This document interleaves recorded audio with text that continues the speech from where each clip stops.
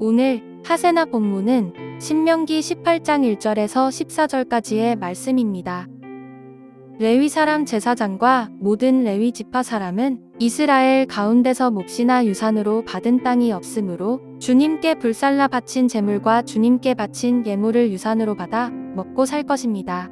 그들이 그 결례 가운데서 차지할 유산이 없다는 것은 주님께서 그들에게 말씀하신 대로 주님께서 친히 그들의 유산이기 때문입니다. 백성이 소나 양을 제물로 바칠 때에 제사장이 그들에게서 받을 몫이 있는데 앞다리와 턱과 위는 제사장에게 주어야 합니다. 또 처음 거둔 곡식과 포도주와 기름과 처음 깎은 양털도 제사장에게 주어야 합니다. 이것은 주 당신들의 하나님이 모든 지파 가운데서 그를 택하여 세우셔서 그와 그의 자손이 대대로 주님의 이름으로 섬기는 일을 하게 하셨기 때문입니다. 레위 사람은 이스라엘의 온 땅 어느 성읍에 살든지 그에게 간절한 소원이 있어서 살던 곳을 떠난다 하더라도 그가 주님께서 택하신 곳에 이르면 그곳이 어디든지 하나님 앞에 서서 섬기는 다른 모든 레위 사람 형제와 다름없이 주 하나님의 이름으로 직무를 수행할 수 있습니다. 그는 조상에게서 물려받은 것을 팔아서 얻는 수입이 있다고 하더라도 다른 제사장과 같이 몫을 나누어 받아야 합니다. 당신들은 주 당신들의 하나님이 당신들에게 주시는 땅에 들어가거든 그곳에 사는 민족들이 하는 역겨운 일들을 본받지 마십시오. 당신들 가운데서 자기 아들이나 딸을 불 가운데로 지나가게 하는 사람과 점쟁이와 복술가와 요술객과 무당과 주문을 외우는 사람과 귀신을 불러 물어보는 사람과 박수와 혼백에게 물어보는 사람이 있어서는 안 됩니다. 이런 일을 하는 사람은 모두 주님께서 미워하십니다. 주 당신들의 하나님은 이런 역겨운 일 때문에 당신들 앞에서 그들을 몰아내시는 것입니다. 당신들은 주 당신들의 하나님 앞에서 완전해야 합니다. 당신들이 쫓아낼 민족들은 점쟁이나 복술가들의 이야기를 듣지만 주 당신들의 하나님은 당신들에게 그런 것을 용납하지 않으십니다. 주말입니다. 이 하루 하나님이 주시는 평안과 쉼이 성도 여러분과 함께 하시길 빕니다. 신명기 18장은 제사장 및 레위인에 대한 말씀과 또 참 예언과 거짓 예언에 대한 말씀을 다루고 있습니다. 오늘은 이 가운데서 제사장 및 레위인에 대한 말씀과 참 예언 및 거짓 예언에 대한 내용 일부분을 살펴보고자 합니다. 먼저 1에서 8절을 보면 하나님은 레위인과 제사장이 받을 몫에 대해서 말씀해 주십니다. 그 몫은 제물로 바쳐진 짐승들의 일부분이고 또 곡식과 포도주와 기름과 양털입니다. 그런데 이 말씀을 보시며 오해하시면 안 됩니다. 구약시대 종교 지도자들을 바로 오늘날 목회자들과 똑같이 보아서는 안 된다는 것이지요. 어떤 기능에 있어서는 구약의 제사장 및 레위인과 오늘날 목회자들이 연결될 수는 있습니다. 그러나 성경 전체를 본다면 오늘날 제사장 및 레위인은 예수님을 믿는 모든 사람들로 이해할 수 있습니다. 그렇기에 하나님은 당신의 모든 백성들을 왕같은 제사장이라고 부르시는 것이죠. 자, 그러면 오늘 본문에서 제사장과 레위인이 받는 몫을 어떻게 이해해야 할까요? 혹 이해가 안 되실 수도 있지만 본문에서 말하는 레위 사람 제사장과 레위의 온 지파는 사실 그 당시 사회적 약자에 해당합니다. 그들은 기본적으로 분깃, 곧 먹고 살아갈 재산을 불릴 수 있는 수단을 가지지 못한 자들입니다. 그렇다 보니 이들은 이스라엘 사람들이 하나님께 드리는 제물이 없으면 먹고 살 수 없었습니다.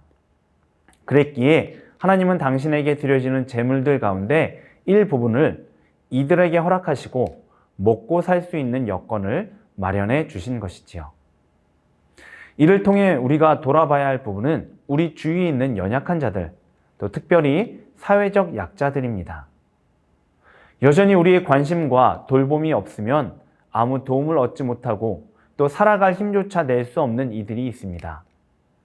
그렇게 하나님은 우리가 그들을 돌아보며 관심을 가지고 돕기를 바라고 계시지요. 오늘을 지내며 내 주위에 있는 어려운 분들과 또 듣고 소개받은 분들을 위해 기도하고 실제적으로 도울 수 있기를 바랍니다. 다음으로 9에서 14절을 보면 그제 살펴보았던 우상숭배와 비슷한 내용을 볼 수 있습니다. 다만 여기에서 경계하는 것은 직접적인 우상숭배가 아니라 우상숭배로부터 기인해 나오는 가증한 행위들, 바로 점치는 행위를 경계하는 것입니다. 본문은 그 구체적인 행위로 자녀들을 불 가운데로 지나게 하는 것, 기흉을 말하는 것, 요술을 부리는 것, 주문을 외우는 것, 신접하는 것, 혼을 부르는 것 등을 말하고 있습니다.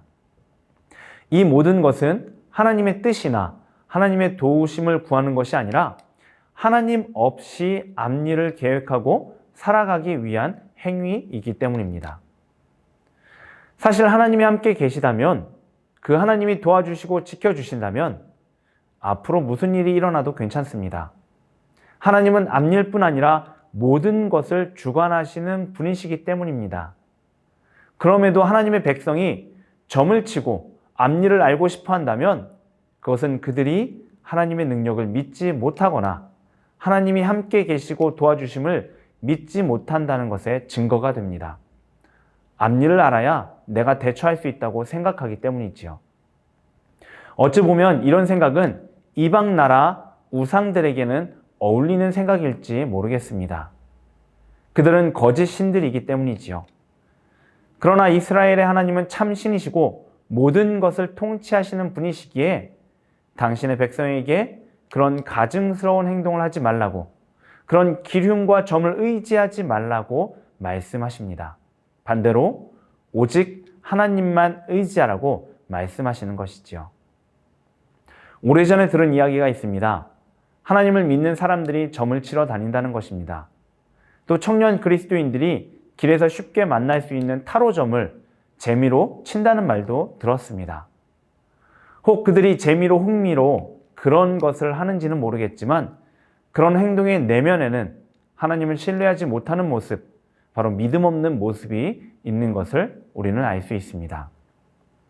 하나님은 그런 분들에게, 그리고 오늘 우리에게 당신을 신뢰해 보라고, 거짓 것들을 믿거나 의지하지 말라고 말씀하십니다. 이 말씀 앞에 우리 자신을 돌아볼 수 있기를 바랍니다. 나의 최근의 삶을 돌아보며 하나님을 신뢰하지 못하고 다른 것들을 의지하려 했던 모습은 없는지 점검해 보시기 바랍니다. 그리고 이제는 하나님을 온전히 신뢰하기로 다짐하고 치열하게 그 신뢰를 지켜갈 수 있기를 바랍니다. 하나님만 함께 계시면 된다는 이 한 사실을 기억하시고 그것을 살아내는 저와 여러분 되시기 바랍니다. 오늘의 아시조는 미취학 예함을 위해서 기도하는 것입니다. 28일에 진행되는 미취학 예함을 통해 부모님들과 아이들이 하나님의 사랑받는 자임을 마음 깊이 경험하는 은혜가 있도록 함께 기도해 주세요. 오늘의 아시조 함께 하시죠.